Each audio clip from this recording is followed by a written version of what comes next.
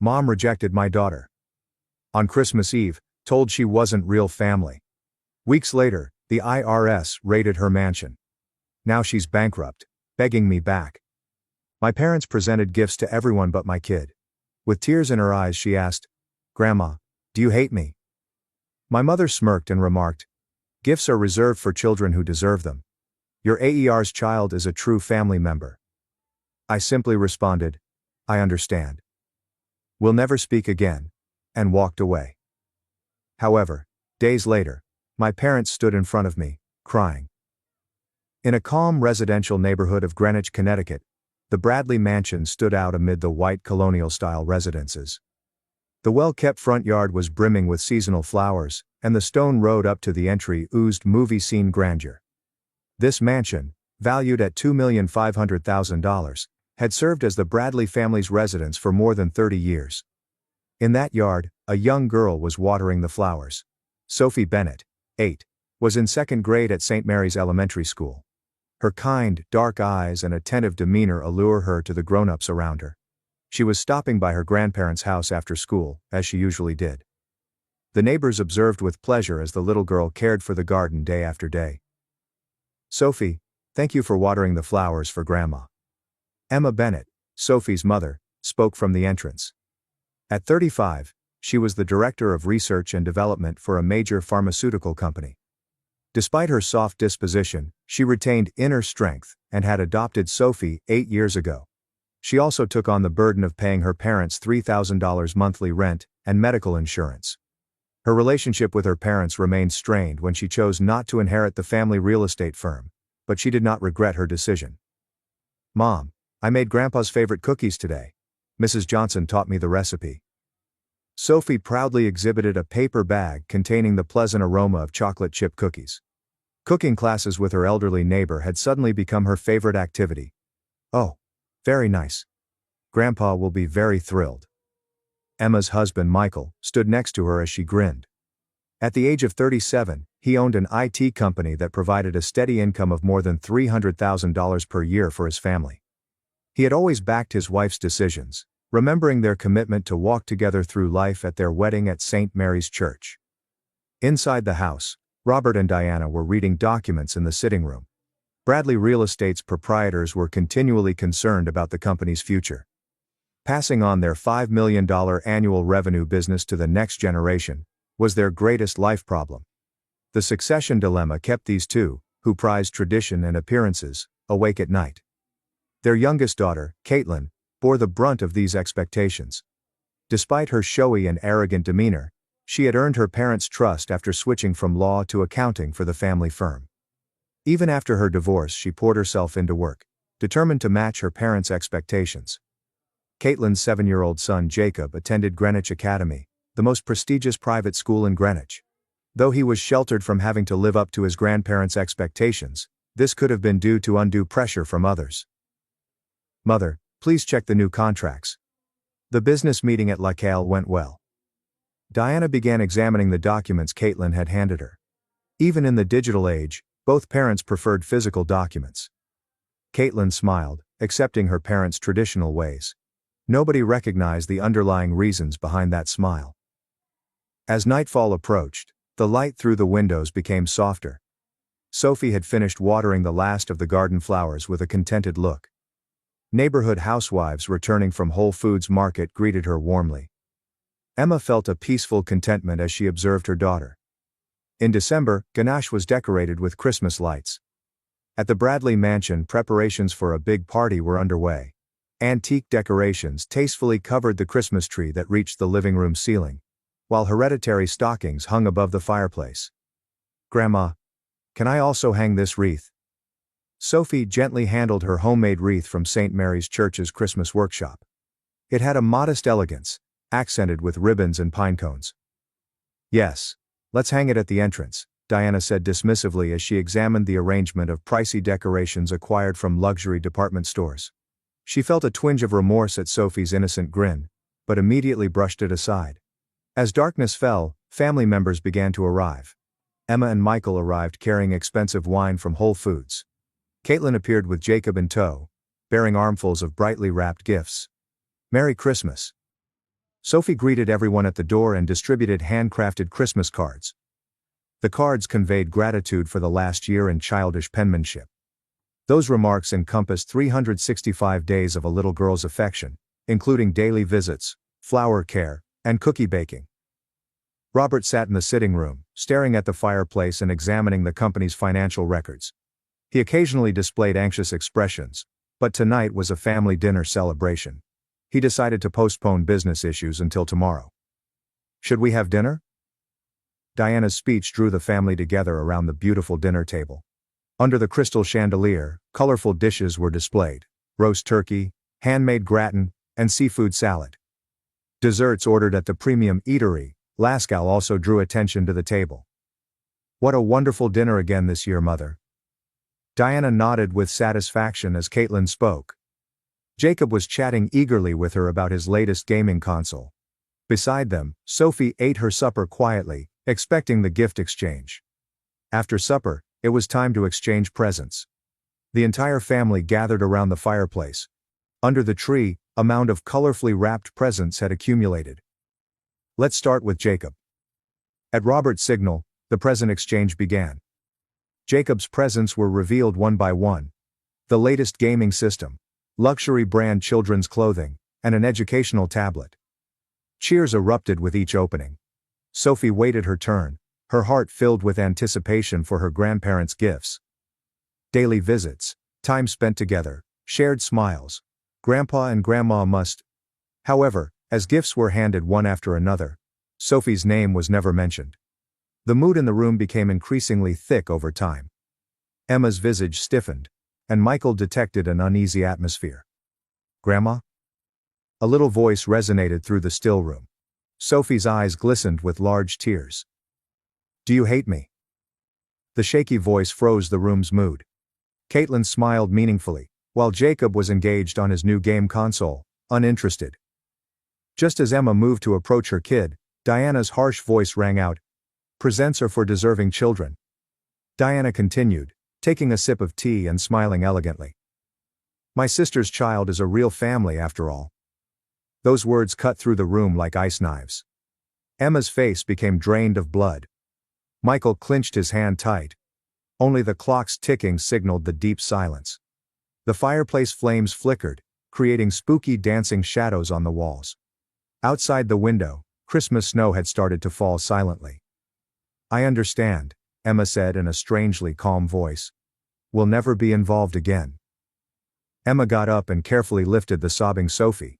Michael held his wife and daughter's shoulders as the three walked softly to the entrance. "Emma, please wait," Robert called out. Unfortunately, it was too late. The hefty closing of the door marked the end of the night. Outside, the snow was becoming heavier. Car headlights lit the white snow. In the back seat, Sophie clutched her homemade card with shaky hands. The words, "To my beloved Grandma," remained tenderly written there. Greenwich was still buzzing with Christmas festivities. Hymns streamed from St. Mary's Church, and warm light filtered through the windows of residences. However, the Bennett family's automobile was completely silent. Michael used the rear-view mirror to sometimes check at his daughter in the back seat. Emma gazed forward in quiet, fiercely grasping her husband's hand. The morning of December arrived with a gloomy atmosphere hovering over the Bennett family's dining table. Emma and Michael had spent the entire night talking about how to move forward. Sophie was still sleeping upstairs. "I've decided," Emma said quietly but decisively. "I'm stopping all support to my parents." Michael softly grasped his wife's hand. They had been paying her parents $3,000 in monthly rent support and high medical insurance costs. The entire amount topped $50,000 per year. "I agree. Your parents took this support for granted." Grace Bennett, Michael's mother, called and urged him to make this decision.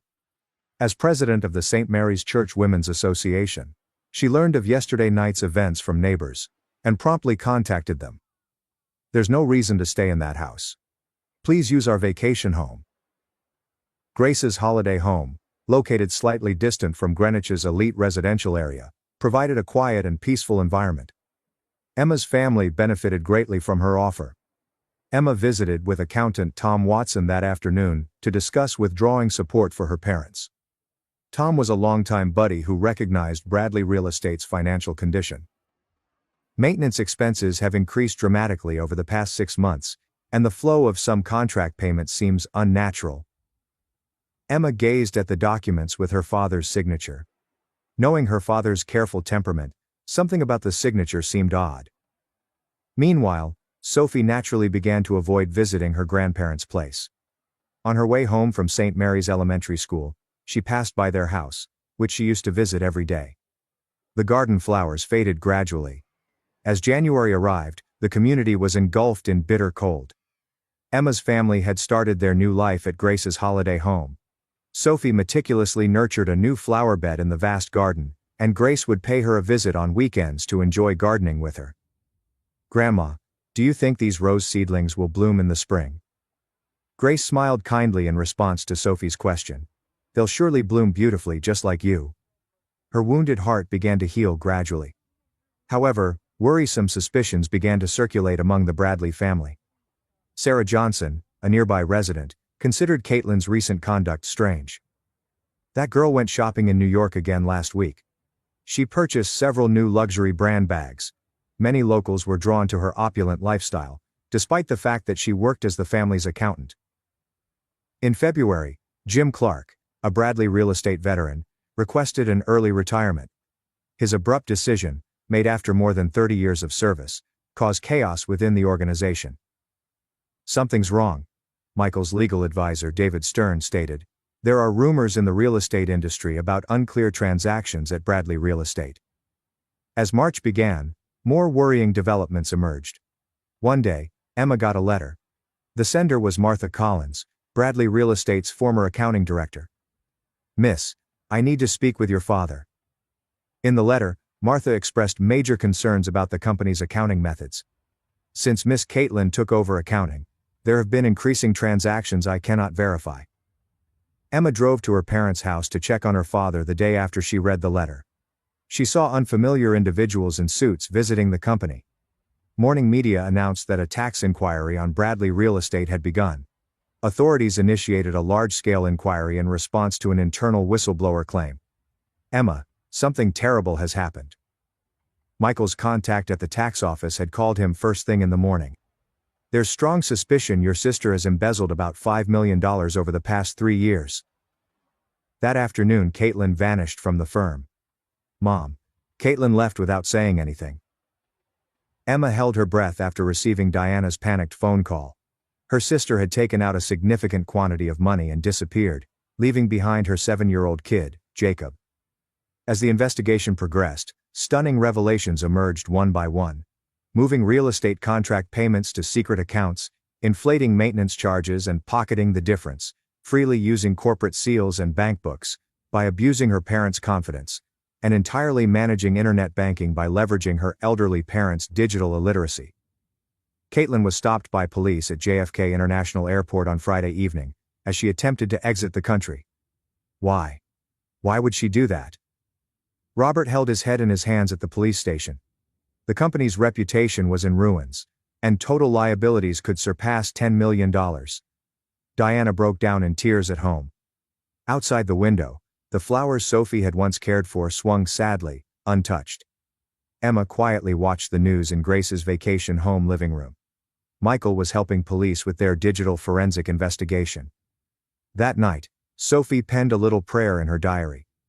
"Please don't let Mom be sad, and please don't let Jacob be lonely." Caitlin Bradley quietly confesses to her misdeeds in the interview chamber at the Greenwich police station. Her voice lacked the bravado it formerly possessed. Her fancy brand suit had been replaced with police-issued work clothing, and her flawless makeup had faded.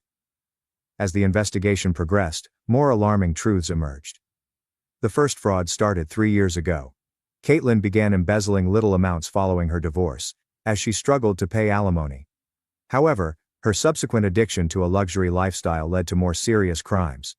Of the $3 million in contract payments from business partners, $500,000 was directed to private accounts. The investigators quietly took notes on her testimony. Meanwhile, in Bradley Real Estate's headquarters, the corporation faced its most serious problem since its inception. "At this rate, we'll have to let go of all properties," James Foster, designated as bankruptcy trustee, said sternly. Employees exchanged concerned looks.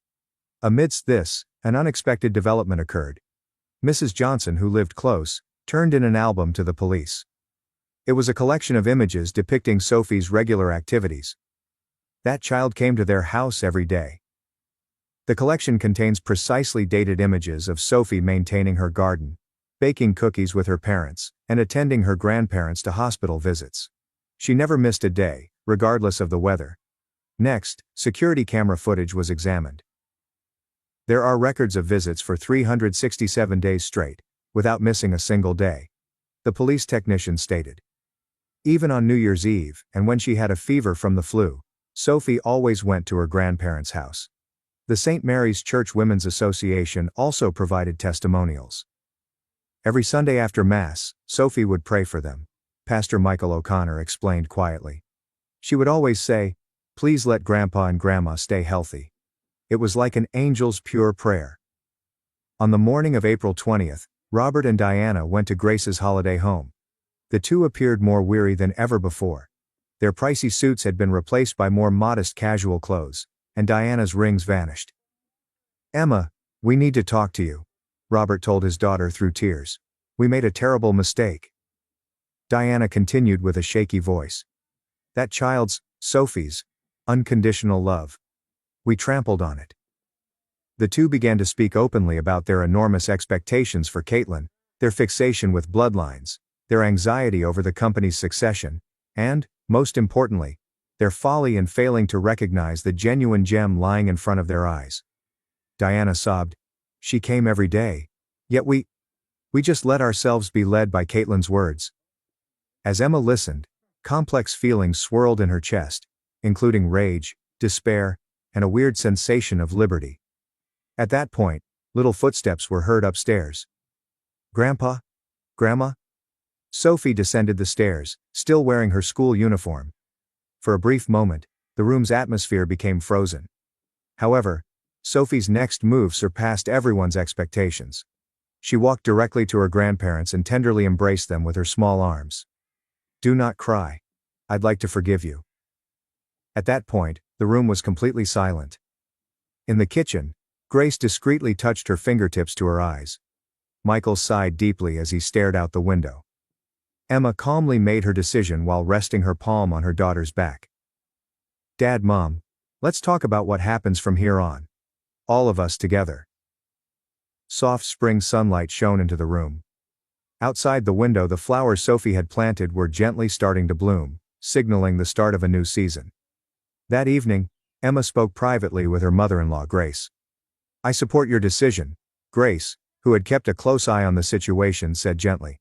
"But from now on, let us help too." The conversation about creating a new type of family lasted until late into the night. Emma met with lawyer David Stern the following day to make clear arrangements for the future. "It will take a team of professionals to reconstruct the company. Rebuilding is achievable thanks to your experience and connections." Emma nodded gently as David spoke. Her work at the pharmaceutical company may help revive the family business in unforeseen ways. Then Caitlin faced her first trial. A gloomy aura pervaded the courtroom. "The defendant is hereby sentenced to 7 years in prison." As the judge's voice boomed out, Caitlin bowed deeply. Her son Jacob had already started a new life with his divorced father. Caitlin left Emma one message as she left the courtroom. "Sis, I'm truly sorry." For the first time, her comments had the ring of genuine regret. In the evening, Emma's family and parents gathered on the terrace of Grace's holiday house. "It's a new beginning," Grace explained as she served warm tea. Sophie was watering her newly planted flowers. Her figure resembled a symbol of hope. "We still have so much to make amends for," Robert added. Everyone nodded softly as he spoke. Greenwich was once again decorated with Christmas lights. Grace's holiday home had changed dramatically during the last year. The former reception area had been transformed into a family living space, and seasonal flowers flourished throughout the lawn. "Can I help decorate the tree, Mom?" Sophie gently held the new ornaments. The phrases "gratitude to family" were meticulously carved on these decorations created by St. Mary's Church workshops. "Of course." Let us decorate together before Grandma and Grandpa arrive. Emma lovingly touched her daughter's hair. Sophie had become even friendlier over the course of the past year. Meanwhile, Robert and Diana's life had shifted considerably. Their lavish lifestyle had faded after they were forced to relocate from their spacious estate in an upmarket neighborhood to a tiny apartment. Repaying the debt was just partly complete. Diana had learned new ideas from their modest lifestyle. She began volunteering at St. Mary's Church every Wednesday, and these experiences progressively influenced her values. The value of things, and the value of the heart, are different. Her words conveyed profound reflection and new knowledge. Robert resumed his desperate efforts to revive the company. They were working with Emma to build a new management system. Though the total debt remained large, they were beginning to see a road to payback. "I'm truly grateful for your management skills," he informed her. He was finally recognizing the significance of his daughter's existence. Emma was using her pharmaceutical industry skills to help the company digitize and overhaul its management system. Michael also provided his IT company's experience in developing a new real estate administration system. Employees saw optimism in the couple's collaborative efforts to revive the family firm. Grace kept a close eye on this new family structure. Forgiving those you love sometimes takes the greatest courage. Her remarks struck a profound chord with the entire household. The monthly family gathering on the first Sunday had also become a new custom. Though there were disagreements from time to time, they also served as chances to strengthen family bonds. "Next month, I'd like to start a new initiative," Robert suggested. He planned to contribute a portion of the company's income to an adoption support fund. "I want to give back to society what we learned from Sophie." Emma's eyes were hot at those remarks. Caitlin worked hard on her rehabilitation program while in prison. During her parents' visits, she made a real apology for the first time. "My greed and jealousy destroyed our family." Through counseling, she had begun to confront the true nature of her behavior. Her son Jacob lived a steady life with his father. His previously privileged nature had vanished, and he was slowly opening his heart in the new atmosphere. "Can I go see him occasionally?" Sophie's casual words touched the entire household. A child's pure heart taught them the value of forgiving. Sophie had planned a unique gift for this occasion: a handmade photo album. It carefully documented recollections from the previous year, including images of moving day, church volunteer activities, family gatherings, and gardening. "I want to make lots more memories." Everyone smiled softly at Sophie's comments. At dusk, the entire family started preparing Christmas supper. Though not as lavish as last year's feast, the table was decked with warm foods prepared with everyone's care. "Let us pray," Grace requested. Everyone silently closed their eyes. "Lord, thank you for giving us awareness and forgiving hearts." The sound of amen resonated silently around the room. Outside the window, light snow had started to fall. "Look." Everyone turned to gaze out the window as Sophie spoke. Small lights lighted the garden's planted trees. Michael had planned a covert Christmas surprise. Diana said, "It's like a starry sky," as she looked at the sight. There was a heartwarming beauty there that could not be compared to the previous lavish displays. "Let's create new family traditions together from now on," she remarked. Everyone nodded as she spoke. The perfume of Grace's cooked apple pie filled the air. The family's expressions around the table were tranquil and happy. Nobody could have predicted such a lovely scene a year ago.